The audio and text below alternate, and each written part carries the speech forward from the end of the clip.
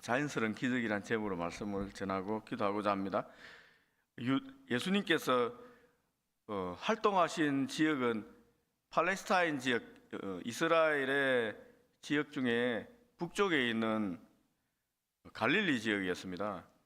특히 이제 주로 고향은 갈릴리 지역 안에 있는 작은 마을인 나사렛이라는 동네입니다. 이 팔레스타인 땅은 갈릴리 지역이 시리아와 접경에 있는 북쪽 끝입니다. 그 가운데 사마리아 지역이 있고 그 밑에 유대 지역이 있습니다. 이 큰 지역 단위로 이렇게 세 부분으로 구성되어 있습니다. 예수님께서 30세에 이제 공생에 내가 이제 그리스도의 사역을 시작한다 하고 이제 드러낸 게 공적 생활을 시작한 시기를 공생애라고 합니다. 이 공생애에 주로 활동했던 무대는 이 남쪽 이 예루살렘에 있는 유대 지역과 또 북쪽에 있는 갈릴리 지역입니다. 처음 공생애를 시작했던 시작을 알리는 시점의 사건이 세례 요한으로부터 유대 지역에 내려와서 요단강 근처에서 세례를 받음으로 이제 시작했습니다. 요한복음은 그때부터 이제 공생애라고 이제 기록하고 있습니다. 유대 땅에 계시는 동안 이제 첫 번째 공생을 시작하는 그 시작점입니다. 예수님께서는 세례 요한으로부터 세례를 받으셨습니다. 그리고 세례 요한으로부터 예수님께서 이 땅에 오신 하나님 아들 그리스도라는 증거를 받으셨습니다. 세례 요한이 예수님을 향해서 하나님 어린 양이다, 이 땅에 오신 그리스도라고 증거할 때 옆에 있던 두 제자가 그 얘기를 듣습니다. 그래서 이 두 제자가 예수님을 따라와서 예수님을 그리스도임을 영접하고 자기와 친한 세례 요한의 제자 몇 명을 더 전도하게 됩니다. 그때 이 안드레, 베드로, 빌립, 나다니엘 그리고 이름 모를 제자 한 명, 이제 5명이 예수님의 첫 제자가 됩니다. 이 제자들은 세례 요한의 제자들입니다. 이후에 예수님은 이들을 데리고 자기 친척의 결혼식, 갈릴리에 있는 가나 지역의 이 혼인잔치에 잠시 참석하게 됩니다. 그때 예수님의 모친인 마리아가 이 혼인식 집에, 잔치집에 포도주가 떨어졌으니까 좀 도와달라고 부탁을 합니다. 예수님께서 때가 되지 않았지만 어머니의 부탁을 거절하지 못해서 물로 포도주를 만들어 주셨습니다. 이것이 첫 번째 표적입니다. 기적입니다. 요한복음에 나타나 있는 첫 번째 기적을 행하셨습니다. 그 가나 혼인잔치에 이 기적을 행한 일을 베푼 얼마 후에 유대 명절이자 이스라엘의 명절입니다. 유월절, 가장 큰 명절입니다. 유월절이 가까워지자 예수님은 예루살렘으로 내려가셨습니다. 유대인들의 큰 명절, 세계 명절이 있는데 그때는 다 남자들은 거의 다 예루살렘 성전으로 가게 되어 있습니다. 자연스럽게 가신 것입니다. 그때 성전에서 돈을 바꾸고 짐승을 파는 소, 양, 비둘기를 파는 장수꾼들이 가득 찬 것을 보시고 예수님께서 분노하셨습니다. 노건으로 채찍을 만들어 이 장사꾼들을 쫓아내시고 내 아버지 집을 장사하는 집으로 만들지 말라고 말씀하셨습니다. 성전을 이제 깨끗하게 만드신 거예요. 이방인들도 이방인의 뜰에서 하나님을 예배해야 될 성전에 그 이방인 뜰을 이 시장으로 만들어 놓은 겁니다. 그래서 예수님께서 분노하신 거예요. 그리고 이 성전을 헐라 내가 사흘 만에 다시 일으키겠다라고 선언하셨습니다. 이 말은 자신이 하나님 아들이자 성전 그 자체이다라고 자신의 그리스도의 됨을 드러내신 말입니다. 예루살렘에서 그 외에 많은 표적을 예수님께서 행하셨습니다. 그러자 많은 이들이 예수님을 믿게 되었습니다. 요한복음에서는 구체적으로 어떤 표적을 행했는지는 기록되어 있지 않습니다만은 많은 표적을 행했다라는 기록이 있습니다. 요한복음 2장 23절에서 25절 기록입니다. 이렇게 기록되어 있습니다. 6월절에 예수께서 예루살렘에 계시니 많은 사람이 그의 행하신 표적을 보고 그의 이름을 믿었으나 예수는 그의 몸을 그들에게 어떡하지 아니하셨으니 이는 친히 모든 사람을 아심이요 또 사람에 대하여 누구의 증언도 받으실 필요가 없으니 이는 그가 친히 사람의 속에 있는 것을 아셨음이라. 예수님께서 표적을 행하고 인기가 올라가자 이 바리새인들과 이 유대교 지도자들이 시기를 했습니다. 그리고 이 백성들이 믿는 것은 표적을 보고 믿는 것이 온전히 믿는 것이 아님을 알고 예수님께서 다시 자기 주 활동 무대였던 이 고향이 있는 갈릴리 지역으로 돌아가시겠다고 이제 결단하고 올라가신 것입니다. 그 가는 과정에 이제 사마리아 성 수가란 마을에 잠시 머물게 된 것입니다. 이제 사장의 수가성 여인을 만나는 그 장면이 시작된 것입니다. 예수님께서 이제 사마리아 수가란 마을에 우물가에 앉아 있다가 한 여자를 만났습니다. 그 여자를 만나서 이 그녀의 마음이 우울한 것, 슬픈 것, 희망이 없는 것을 보시고 그녀의 마음에 영원토록 솟아나는 기쁨의 생수를 터뜨려 주셨습니다. 예수님이 그리스도인 것을 밝힌 것입니다. 여러분, 예수님 그리스도를 만났다는 그 자체만으로 이 여인은 내면의 우울증이 다 날아가 버린 거예요. 죄의식이 다 날아가 버린 것입니다. 왜 그렇습니까? 주님이 만나서 대화해 주신다는 것은 자기를 인정해 주신 거다. 우리도 마찬가지입니다.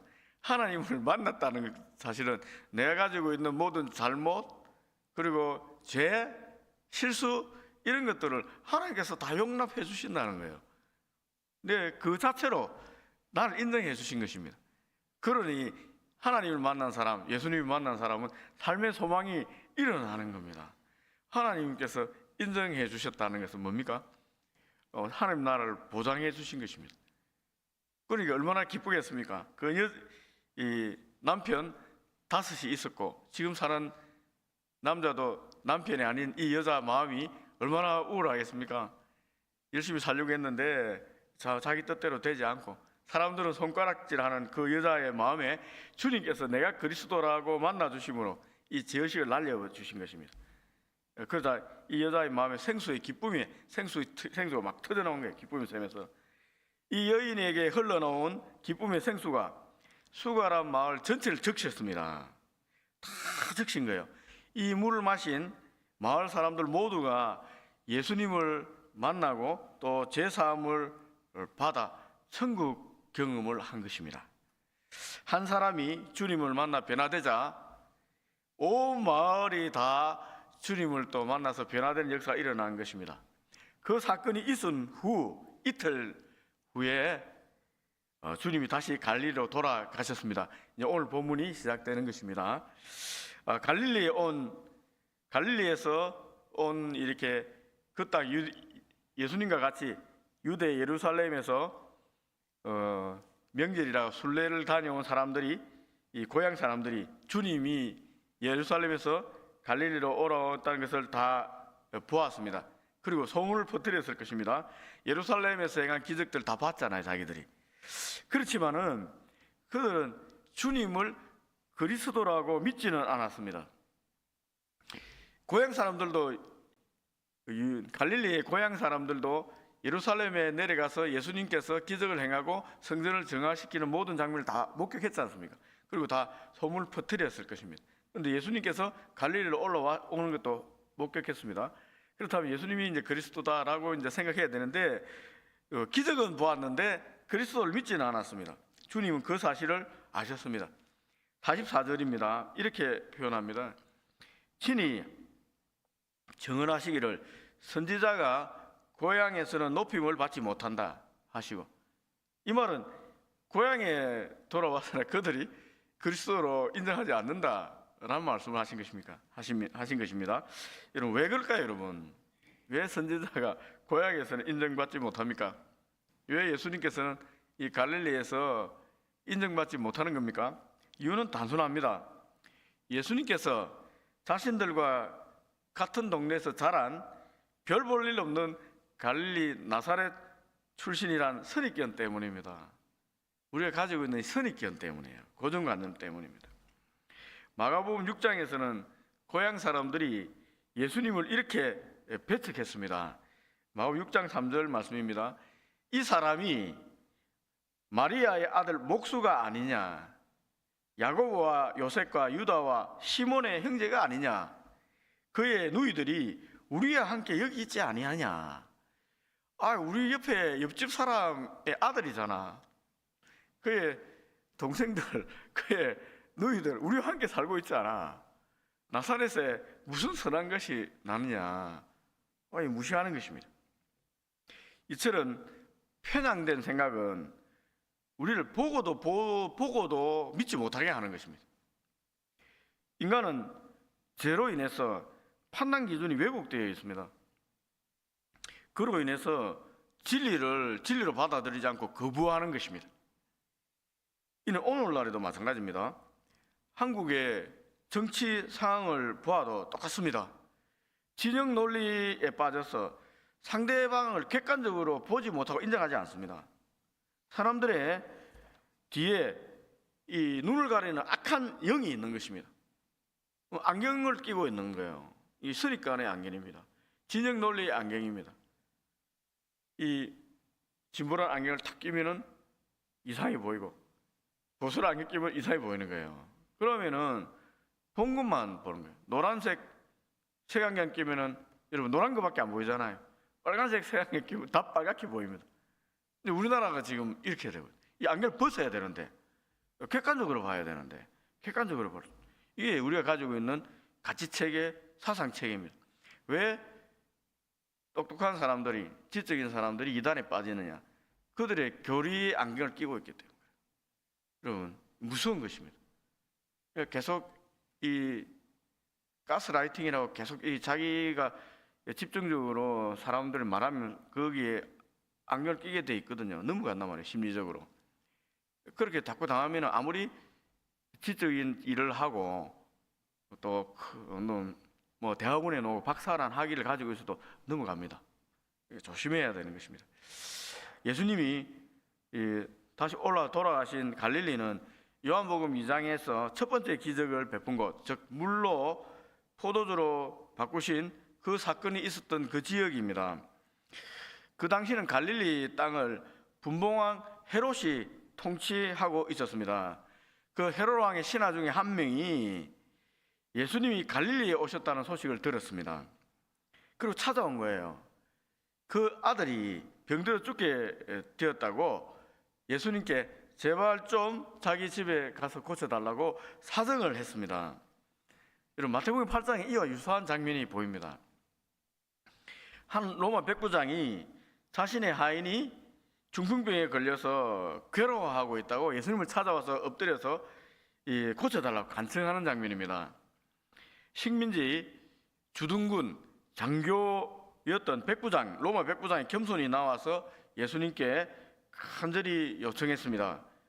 이방인 장교의 간청, 그리고 자기 아들도 아니고 종인데 종을 향한 그 사랑, 그리고 예수님께 무릎 꿇고 납작 엎드리는 그 겸손한 마음을 보고 예수님께서 감동받았습니다. 그래서 주님께서 스스로 먼저 그의 집으로 가서 하인을 고쳐주겠다고 말씀하셨습니다. 하지만 그때 백부장은 정말 놀라운 믿음의 고백을 했습니다. 이렇게 대답했습니다. 마태복음 8장 9절 말씀입니다. 나도 남의 수하에 있는 사람이고 내 아래에도 군사가 있으니 이 사람에게 가라 하면 가고 저 사람에게 오라 하면 오고 내 종에게 이것을 하라 하면 합니다. 우리 집에 오지 마시고 지금 이 자리에서 말씀만 하시면은 내 하인이 낫겠습니다 라고 대답한 거예요. 여러분, 대단한 믿음 아닙니까? 예수님이 하나님 아들인 것을 완전히 믿고 있습니다. 그리고 자기는 이방인인데 하나님의 아들 그리스도가 자기 이방인의 집에 온다는 것은 부정해진다는 거잖아요. 그래서 자기 집에 모실 수 없다. 그럼 말씀만 해도 하인이 낫겠으니까 말씀만 해 주십시오라고 한 거예요. 놀라운 믿음입니다. 이방인 백부장의 믿음은 큰 믿음, 놀라운 믿음이었습니다. 반면에 이 갈릴리 지역에 있던 왕의 신하, 헤롯 왕의 신하는 유대인입니다. 유대인. 자신의 아들이 죽게 되었으니까 예수님께서 꼭 자기 집에 가야 된다고 지금 거듭 간청하고 있는 것입니다. 제발 집에 와달라고 부탁했습니다.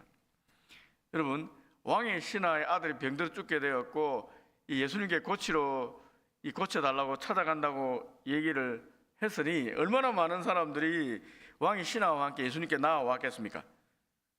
예수님이 정말 왕의 신하의 병을 고치느냐, 그걸 한번 구경하기 위해서 많이 왔을 겁니다. 엄청난 사람들이 인파가 함께 있었을 것입니다. 정말 예수님이 그리스도라면 기적을 행하실 것이다, 이렇게 생각하고 구경 나온 사람들이 많을 겁니다. 예수님은 이들의 속마음을 아시고 그의 집으로 가지 않겠다라는 식으로 투로 말씀을 하셨습니다.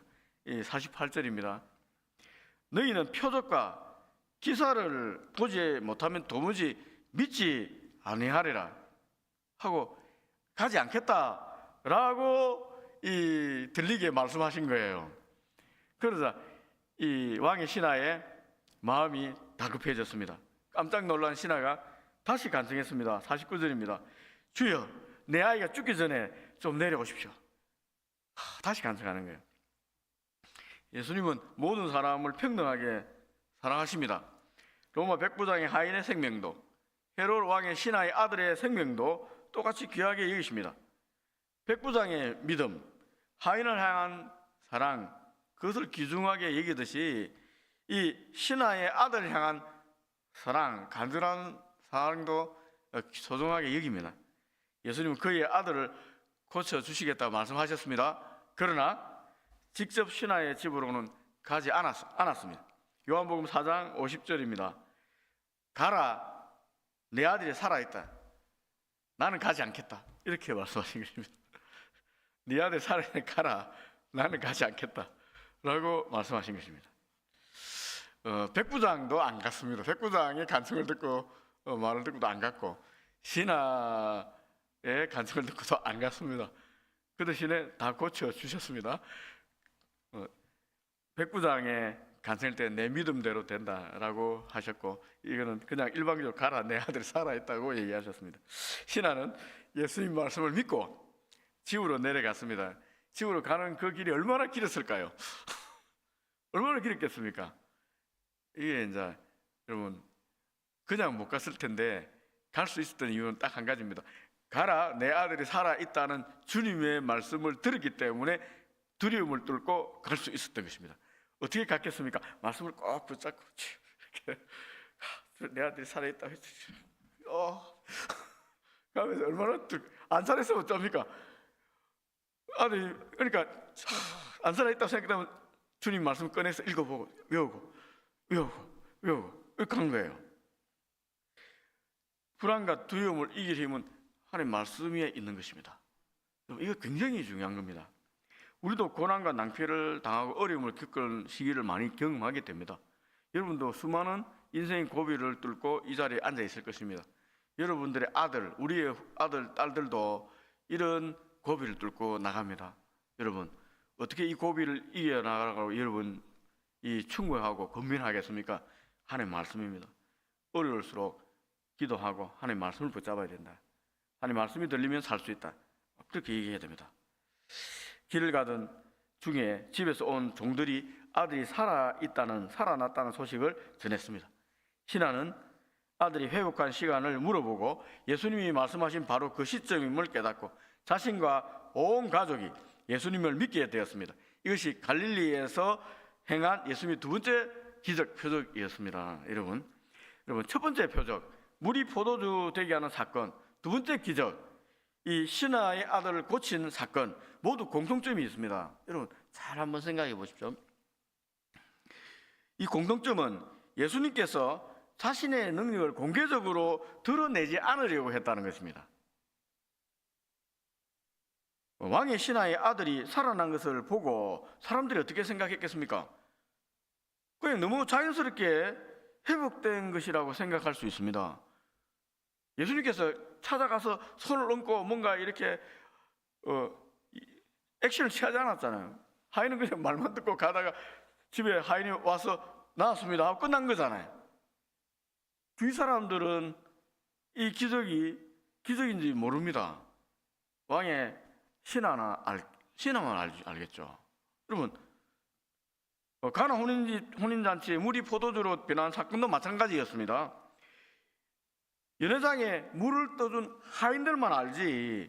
그 물을 마시고 있는 모든 잔치집 사람들은 다 모릅니다. 그냥 말해도 믿겠습니까? 그거를 물을 떴는데 됐습니다라고 하이 얘기하더라도 사람들이 믿겠습니까? 그냥 저 미쳤나 보다, 술 먹고. 다 이렇게 생각하겠죠. 그러니까 자기 다른 사람은 거의 잘 몰라요. 모릅니다.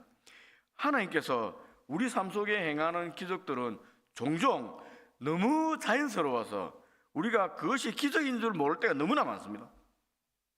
하나님 기적은 원래 이렇게 일어나는 겁니다.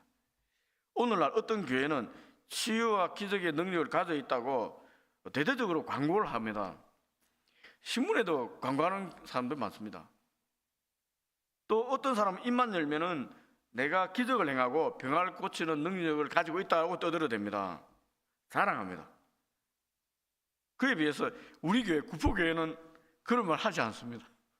우리 교회는 그런 말 하지 않습니다. 그저 기도할 뿐입니다. 그렇다고 우리 교회에 하나님의 기적이 없습니까? 아닙니다, 여러분. 우리 교회에도 기적이 있습니다. 하나님의 은혜가 우리 교회도 충만히 넘칩니다. 우리의 생각을 바꾸고 우리 교회를 쳐다보십시오. 한번 생각해 보십시오. 모든 것이 기적입니다. 우리 교회가 이 땅에 이 자리에 120년 서 있는 것도 기적입니다. 모든 게 기적입니다. 여러분, 우리가 평안하게 살아가고 신앙생활 하는 거 기적입니다. 이 은혜입니다. 교회가 조용히 운영되고 있잖아요. 이게 은혜입니다. 여러분, 시끄러운 교회 한번 가보시면은 이게 은혜 중에 은혜가 여기입니다. 여러분, 평강은 하나님이 허락하셔야지 가능한 겁니다. 은혜입니다. 병원에서 병이 치유되는 우리 교우도 많습니다. 낫는 교우도 많습니다. 이 기적입니다, 여러분. 잘 생각하셔야 됩니다. 하나님께서 병을 낫도록 허락하신 거예요. 믿지 않는 자들이 신앙을 가지게 되는 것도 기적입니다. 우리 교회에 믿지 않는 사람들도 계속 세례를 받고 신앙을 가지고 있거든요. 기적입니다. 우리 청년들 결혼하는 것도 기적입니다. 여러분, 직장을 가지는 것도 기적입니다. 하나님의 역사가 강하게 일어나는 곳, 평화롭고 은혜가 넘치는 곳입니다. 교회는 온유한 곳입니다. 티를 내지 않는 곳입니다. 여러분, 이 자리에 기도하신 것들 잘 생각하시면 여러분들 삶에 기적이 굉장히 많이 있습니다. 자연스럽게 기적이 많아요. 우리 교회도 자랑할 것 많지만은 이 공개적으로 드러내지는 않습니다. 다 기적이 일어나고 있는 겁니다. 그러니까 여러분, 이 자리가 기적의 자리라고 생각하시고 기도할 때 진지하게 기도하셔야 돼요. 그리고 기도한 것들을 되돌아봐야 됩니다. 기적인가 아닌가는 뒤돌아볼 때 우리가 확신할 수 있어요. 기적이잖아요. 우리 황희진 우리 자매가 임신해서 하나님께 감사 기도하는 것도 기적이고 생명을 하나님이 주시는 거잖아요. 여러분, 기적이 아닌 거 하나도 없습니다. 우리 교회를 자랑하지 않을 뿐이지. 여러분, 그러니까 막 이상한데 미혹될 필요가 없습니다. 여러분, 우리가 조용히 기도하면은 다 해결됩니다. 그리고 하나님 기적을 베풉니다. 말씀을 맺겠습니다. 이 새벽에 우리 교회가 하나님의 성령 충만한 은혜가 넘치는 교회됨을 감사하며 삶 속에서 하나님이 동행하시는 은혜를 고백하고 감사하는 시간을 좀 가지면 좋겠습니다. 또 우리 삶이 하나님 은혜 속에서 계속 이어지게 해달라고 기도하면 좋겠습니다. 여러분 신앙이 자손들에게 내려가게 해달라고 좀 기도하면 좋겠습니다. 다음 세대가 일어나야 되잖아요. 우리는 방법이 없으나 하나님께서는 자연스럽게 해주십니다. 그러니까 믿고 기도하십시오. 기도하는 자의 자식은 반드시 잘 됩니다. 포기하면 안 됩니다. 결혼 안 한 자제들은 있다고 지금 속상하는 분들이 있는데 포기하면 안 됩니다. 계속 결혼하면 계속 기도하면 결혼하게 될 겁니다. 여러분, 포기하면 방법이 없습니다. 기도하면 하나님께서 희한하게 역사에서 만나게 해줍니다. 그걸 믿고 기도하세요. 하나님 사람이 아니잖아요. 자, 우리 기도하시겠습니다.